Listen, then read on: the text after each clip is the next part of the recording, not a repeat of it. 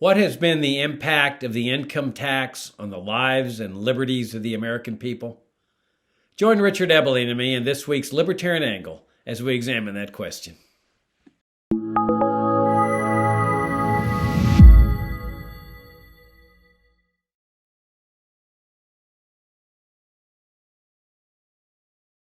Hi, I'm Jacob Hornberger, president of the Future of Freedom Foundation, and this is this week's Libertarian Angle, the show that you all know brings you the principled, uncompromising case for the libertarian philosophy. I'm joined by my co-host, Richard Ebeling, professor of economics at the Citadel. Richard, good to see you again. It is good to see you and to be with our viewers and listeners once more. Yeah, good to see you again. And as y'all know, I did a solo because Richard was, relaxing there at home and didn't want to work hard last week. And Richard, I told him about a trip that I took to Cuba, and I forgot to describe one episode there that I had in Cuba that I wanted to just start out this show and explain what happened. I had mentioned in the show that I gave a speech there on libertarianism in Cuba.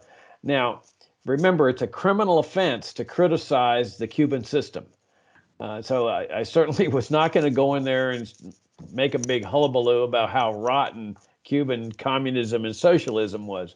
But there was, like I told you all in that group, there was a libertarian group there, and they invited me to give a presentation at one of their meetings.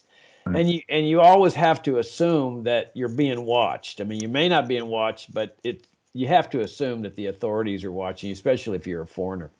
So what I did, I went in there and I said, look, I wouldn't presume to know anything about your system, and I don't live here, and I'm a guest, but I do know a lot about the American system, and so I want to talk to you about that.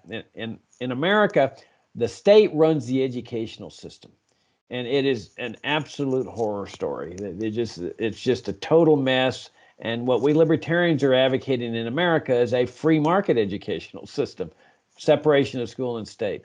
In America, the state also runs, to a large extent, the health system with Medicare and Medicaid and licensures. And it's just, they destroyed the finest healthcare system in history, which had been a free market healthcare system. They make drug prohibition. They've adopted drug prohibition. So I go down this long list of things criticizing, and there's a smile on everybody's face at this presentation because they realize that I'm criticizing the socialist system in Cuba. I am shocked. I am shocked. Right. So, I mean, because you see, I can imagine myself being hauled before a Cuban court and with them accusing me, he's criticizing the revolution. No, I'm not. I'm criticizing the empire over there. So I thought I'd start out with that little episode. So Richard, okay, last week when you skipped out on me, I had planned to discuss the income tax. I mean, that was about the time everybody was filing their income tax returns, April 18th. And I figured, well, even though that deadline's passed by a week or so, I think it's important that we address this. Now, of course, we've addressed this for 33 years, but we've published a great book, The Income Tax, Time to Repeal the Income Tax by Sheldon Richman. But it's really necessary that we continue to come back to first principles. And so I thought, let's devote this show to the income tax and the IRS. And then let me just start out by saying, let's keep in mind that our American ancestors rejected this kind of system. That when the country was founded, when the Constitution called into existence the federal government, there was no income tax. There was a prohibition against direct taxes. That is where the government can just take a portion of your income. And there was no IRS. And this system lasts for, I don't know, over 125 years or so. I mean, it boggles the mind, but people were free for more than a century to keep everything they earned. I mean, it's amazing. No withholding tax at all. No FICA taxes. You made it, you kept 100% of it. Now, by the same token, there's no mandatory social welfare programs. There was no Social Security, no Medicare, Medicaid, farm subsidies, education grants, no foreign aid to Ukraine or Russia or anybody else. That is, the idea was that freedom And we know there were big exceptions to freedom, like slavery and terrorists and so forth. But the idea was that freedom necessarily means the right to keep everything you earn. And people had a sense of freedom, in terms of sovereignty, that there was nothing the government could do as people were accumulating wealth, and there was massive amounts of wealth they were being accumulated, and it was being converted. A lot of it was being converted into savings, which then led to capital, which then led to increased productivity, which led to more wealth, higher standards of living, and so there were the poor people they were benefiting unbelievably. A lot of poor people were becoming millionaires in this system. I mean, there was a reason why penniless immigrants were flooding into America, leaving the lands of security, so-called security, where the government takes care of people, to come to a land where government had no power to take care of people and no money for all practical purposes. And if they don't have an income tax, okay, they had tariffs, but that's excise taxes, but that's not a lot of revenue, relatively speaking. But there was a sense of sovereignty that I am my own person. I'm living in accordance with what I want to do. I'm making my own money. I decide what to do with it. And the result not only was the wealthiest society in history, the one with the highest standard of living, it was also a society where there was this tremendous outpouring of voluntary charity. I mean, organizations were popping up everywhere because now people had disposable income to donate, to fund these organizations, and especially the super wealthy like John D. Rockefeller. I mean, this is how many of the libraries and museums and universities and opera houses and other things, the churches got established, that when people are desperately poor, they don't have the money, the wealth to build a church or a museum. But all of a sudden, when wealth is being accumulated in a society like this, people have disposable income, and they used it. They used it in ways to help out others. It was a really remarkable system. And of course, later generations of Americans abandoned that system, which is a real tragedy.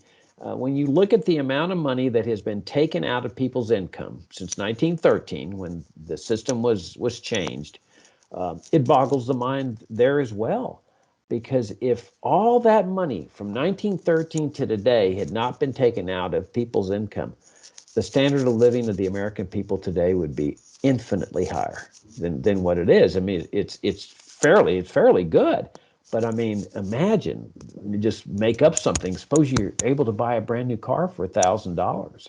And that's what they did. They not only lowered the standard of living than it otherwise would have been, but they also diminished the faith in voluntary charity, to the point today where people say, oh, we have to have the IRS help seniors, and we have to have the IRS help Ukraine. And they cannot even think in terms of the type of society in which we were founded, which is a genuinely free society. And I'll wrap this up by saying that the sovereignty thing got inverted, because government then became sovereign. They decide how much money that we're going to be able to keep. It's like an allowance that a parent gives a child, and they set the percentage. And sometimes they're good to us, and sometimes they're not so good to us. But everything changed, and now we are where we are today, and we can see the tremendous mess. I think the chickens are finally coming home to roost with this welfare warfare state, where they can't afford to raise taxes because people get upset. They're debauching the currency. The debt's out of control. They don't know what they're going to do about this, and it's headed in a very bad direction. What do you think, Richard? Well, as a segue, particularly said, imagine all this money that the government has taken from the people since the Internal Revenue Service came into effect with the Income Tax Amendment. That would be going back a little bit too far, but let me sort of share with our viewers and listeners how much the government has taken just in the last few years. The Congressional Budget Office issues a monthly report on the government's budget status. Now, the U.S. government's fiscal year begins on October 1 and runs to the next September 30th. So we are currently in the fiscal year of 2023. And according to how they manage the fiscal year, we're halfway through it, October to March. But let me sort of give our viewers and listeners some numbers. In the November budget review of last year. The fiscal year had ended, and then they gave the numbers for the fiscal year 2020, 2021, and 2022. Adding up those 3 years, 20, 21, and 22, the federal government collected over $12.36 trillion in taxes from all its various sorts: income taxes, payroll taxes, corporate taxes, excise taxes, import duties. The largest sources of income for the government is payroll taxes and income tax. So over a 3-year period, they took $12.36 trillion away from the American citizenry through one form of taxation or another. Imagine how much that is. Those 3 years is equal to practically half of what is estimated to be this year's gross domestic product. Even more so, what did the government spend during those 3 years, 2021, and 2022? Over that same 3-year period, the federal government spent more than $19.65 trillion. The largest bulk on entitlement programs: Social Security, Medicare, Medicaid, discretionary spending, another $800 billion, the military budget, then all the other Department of Labor, Department of Education, Department of Agriculture, Department of Urban Development, blah, blah, blah. With the result being that with 19.65 trillion spent and 12.36 trillion collected in taxes over this past 3-year fiscal year period, the federal government ran a budget deficit of over $7.3 trillion cumulatively for those 3 years. And just one other number, if I can say, over those 3 years, the government has had to use revenues or additional borrowed money to pay interest on all of the previously accumulated debt from all the annual budget deficits.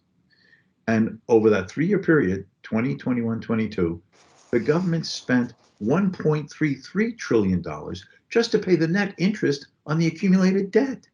$1.33 trillion. Just think of what that money could have been used for productively instead of paying money to those who, rather than investing it in the private sector, just sat back to collect coupon payments from the federal government. And just one more, if I can. So we are 6 months through the current government's fiscal year, that is 2023. And these are the numbers October through March, the latest that the Congressional Budget Office issued earlier in October. In the first 6 months of this fiscal year, the government took in over $2.049 trillion in revenues, over $2 trillion in revenues, while spending over the last 6 months of the current fiscal year $3.15 trillion, for a deficit already only halfway through the fiscal year of over $1 trillion. $1 trillion. Government is out of control. Now, how does that compare in the context of, you were pointing out, well, what about, before the income tax? In 1913, the year that the income tax amendment was passed, it came into effect in 1914, but 1913, the last year before the income tax came in, all levels of government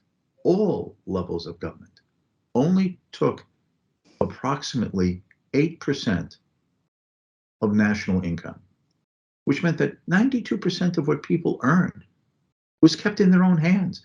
And at that time, out of that 8% of national income, Jacob, 5% was being spent by state and local governments, which meant the federal government was smaller than the state and local governments in terms of size of spending, of only 8% of what the society was producing.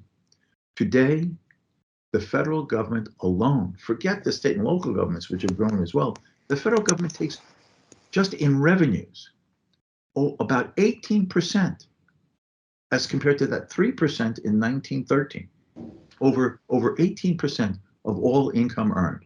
And they're spending over 22% of all of the wealth that's produced in the country, compared to that 3%.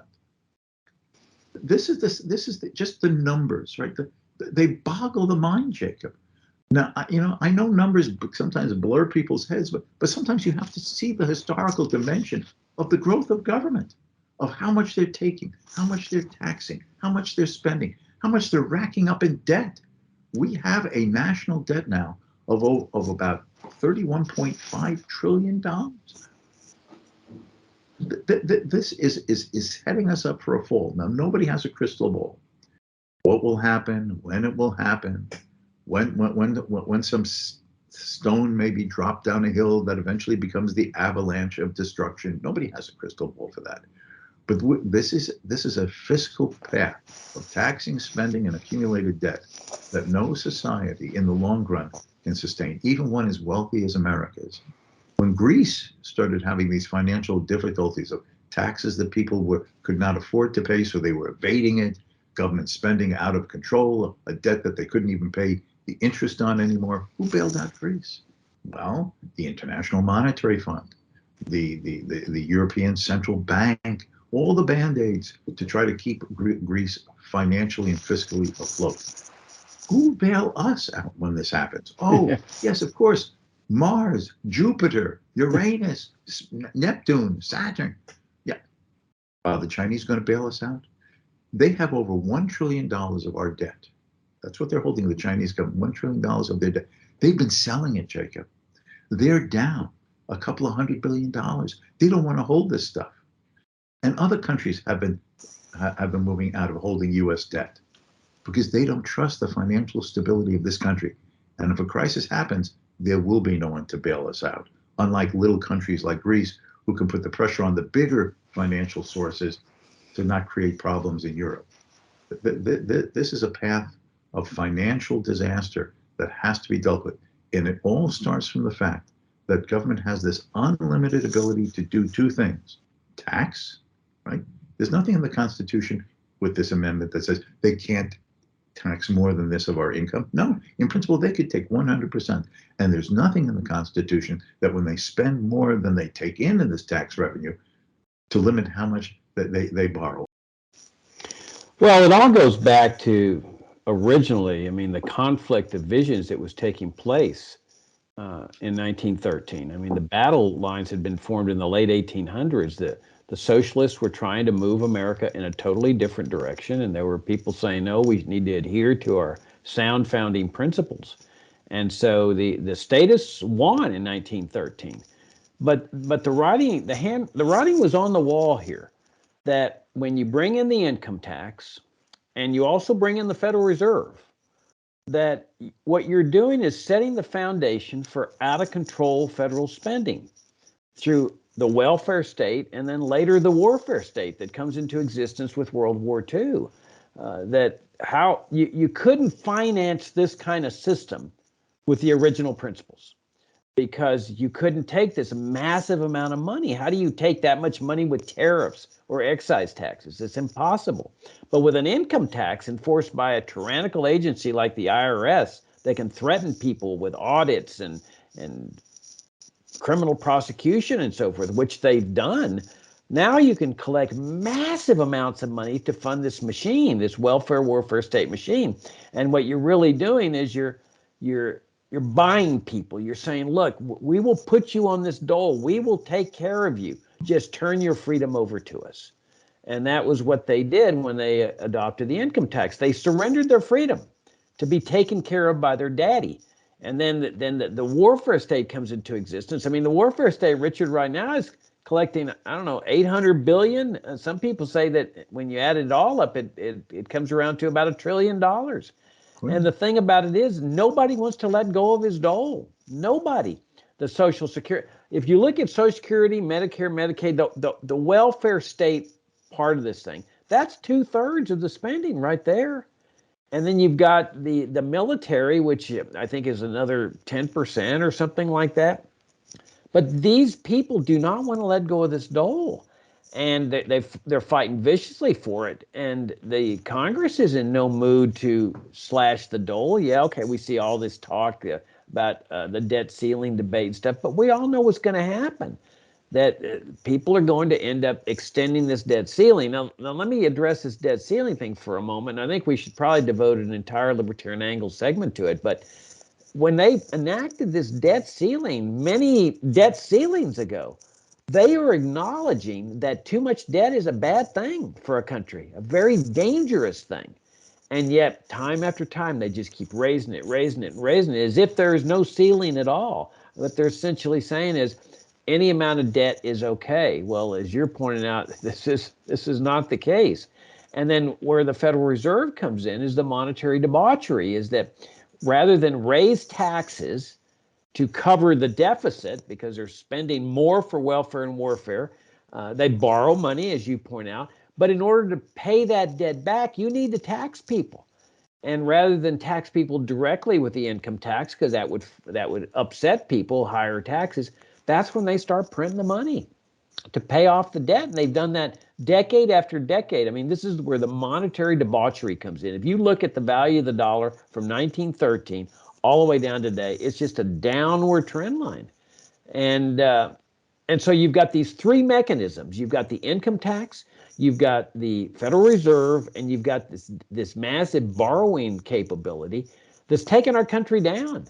I mean, we can talk about all these so-called foreign threats, the Russians, the Chinese, and Syria, and Afghanistan, and the Taliban, and ISIS, and all the rest of them, illegal immigrants, and drug dealers, and so forth. But the real threat, Richard, to this country is right here within. It's this welfare warfare state system, and it's not a matter of getting better people in public office to manage this system. It's a matter of getting rid of this system. We should never have adopted it. It was the biggest mistake Americans have ever made, and the only way out is to replace this system with our founding system, where people keep everything they earn, where you got sound money. Whether that's gold and silver coins, which is the money called for in the Constitution, or preferably a free market monetary system, and you place limits on the ability of government to borrow. Now we're talking about getting this country back on the right track with those kind of principles. Yeah, another thing about before the income tax came in, obviously it was a very big debate in the US. And there was a weekly news magazine called Literary Digest. It was sort of like the old version of what used to be Time magazine and Newsweek magazine. And around 1913, as it was reaching the constitutional process to implement the income tax amendment, the Literary Digest had this article in which they said people were very concerned if the income tax amendment passed, because government would then have the authority to undertake confiscatory taxation, why they could push the income tax up to as much as 5%. Yes, confiscatory, they're going to take 5% of your income. Well, to let you have an idea of where we are today, because everyone says, the rich are not paying their fair share. That's the line that politicians constantly hear on the news shows or the quotes in the media. Again, I'm going to be the numbers guy today, Jacob. I apologize. But, sometimes facts matter, right? Okay. The top 1% of all income earners in the United States, they pay almost 42.5% of all income taxes collected. So the 1% pay almost 42.5% of all income taxes collected. The top 5% of all income earners, they pay 62.7% of all income taxes collected. The top 10% of all income earners, they pay almost 75% of all income taxes collected.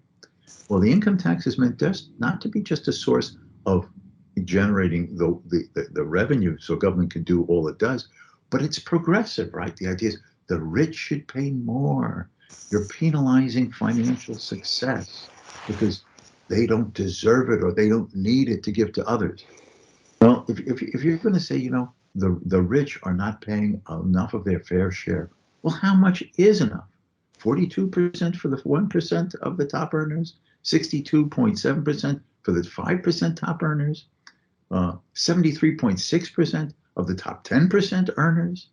And you must keep in mind that all those dollars that are taxed away are dollars that are no longer left in the hands of those who are the wealth generating members of society, businessmen, entrepreneurs, private enterprises, the creative people who come up with the new ideas, the new ways of undertaking investment and production, the cost efficiencies and the job creation out of which prosperity and economic betterment come.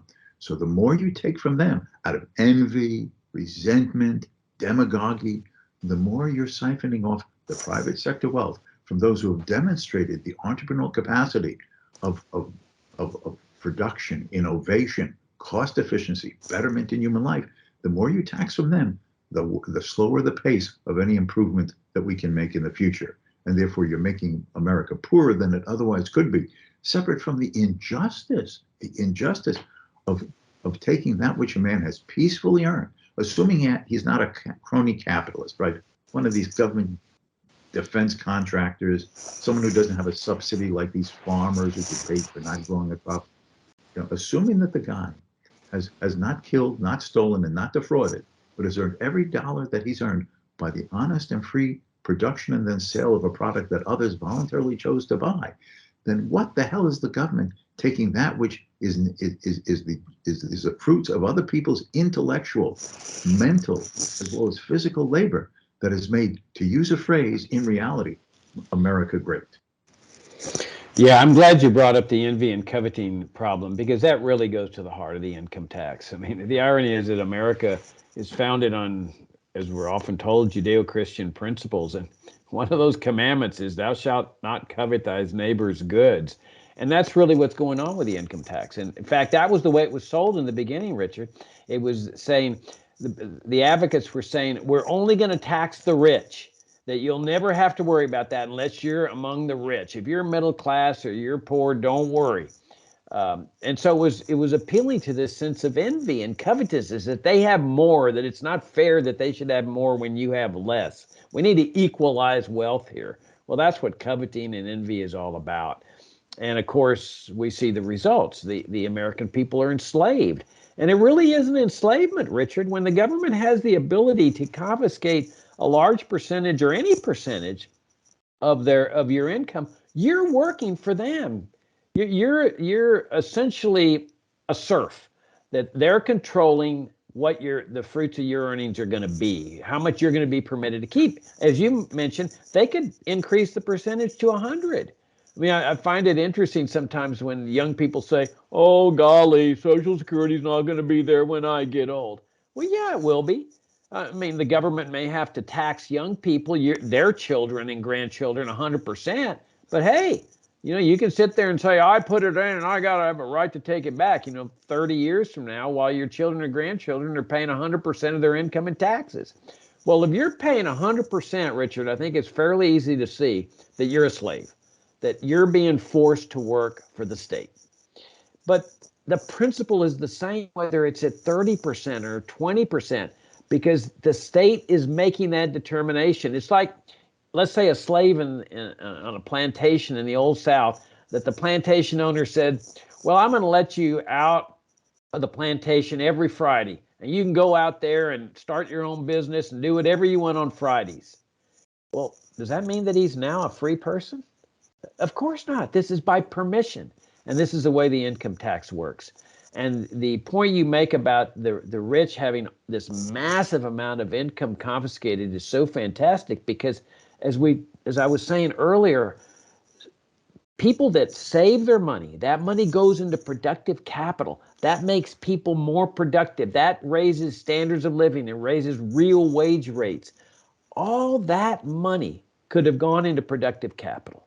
And it still can, that if we were to replace the system, we got to get rid of this envy and covetousness that underlies this system. Let the wealthy keep 100% of their money. What are they going to do with it? They're going to go out and buy a yacht? Great. The people that are working in the yacht industry, the repair people, the sales people, the clerks, they're going to benefit. But also they're going to save huge amounts of that income that then go into productive capital. What's not to like? I mean, Americans invented the greatest economic system that mankind has ever seen, Richard. They really invented the cure for poverty, the end of poverty. And the abandonment of that system is one of the great tragedies in history. But it's not inevitable. I mean, that's the power of ideas. That's why we do shows like this, is that you never know. when all of a sudden people are going to achieve a breakthrough, they realize what we're saying here, and they say, we want to restore the sound founding principles of this country. If I can just use one historical example to emphasize what you were just saying, that it can be reversed and prosperity can be returned to. You know, Germany lost the Second World War because of the world turned to oppose Hitler. And at the end of the war, Germany was destroyed. Its cities had been bombed. Its infrastructure was destroyed. Millions of people on the German side, forget about our side, we're just thinking about the German case here. Millions had died or were permanently injured and unable to fully or work at all. Yet within 10 years, 1945 to 1955, was what is normally called the German economic miracle, when from the pariah nation whose society and economy had been destroyed by the Allies, now had a higher standards of living and a better growth base for the future than the victorious nations of countries like England and France in Europe. Why? Because without it it's certainly not even being laissez-faire. The Nazi wartime controls of price controls, production controls, the Nazi version of central planning, and which the Allied occupiers had attempted to maintain in the immediate aftermath of the Second World War, were lifted. Price controls were gone. Production restrictions were gone. Competitive pricing and competitive markets were allowed to develop. Not laissez-faire.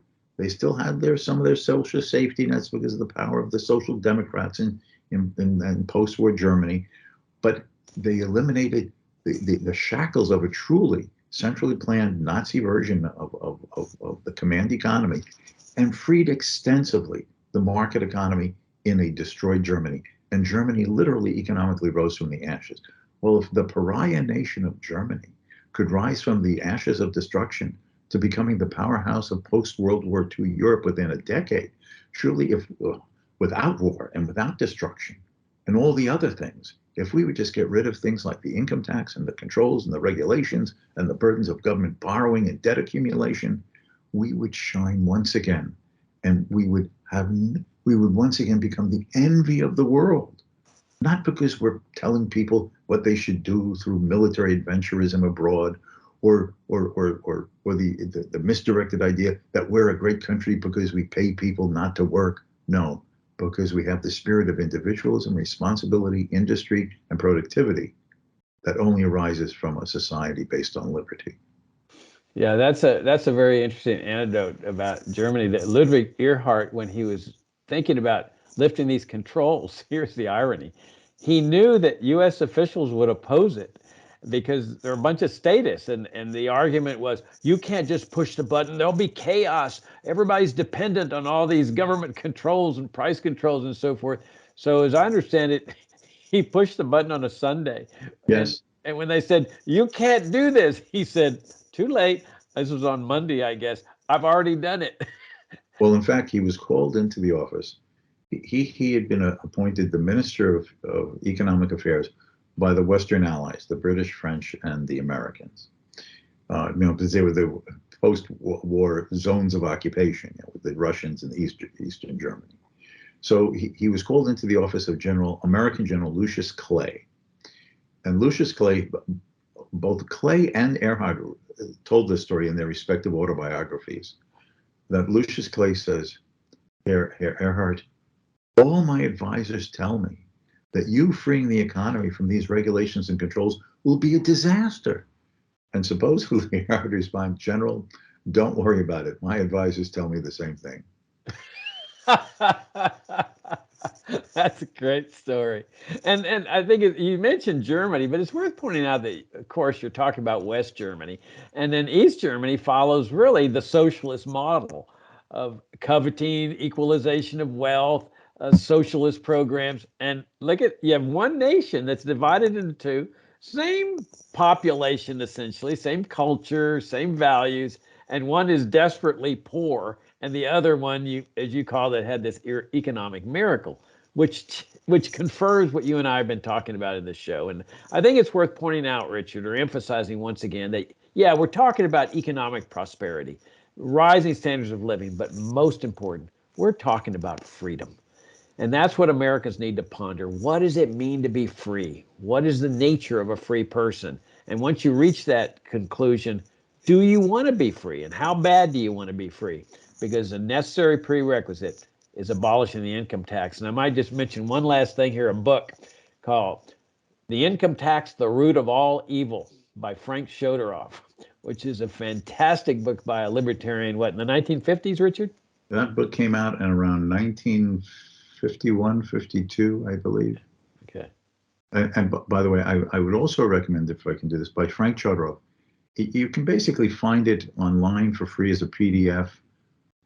His book, The Rise and Fall of Society, The History of the World as Two Countervailing Forces, Freedom versus Collectivism. And then I'll just mention one other, the book that has my favorite title. Chodoroff wrote this collection of essays called One is a Crowd. You know that a person is a real individualist when being by himself is with too many people. All right. On that eloquent note, insightful note, we'll wrap things up. Thank you all for tuning in. If you're new to FFF, subscribe to our FFF Daily. Comes 6 days a week.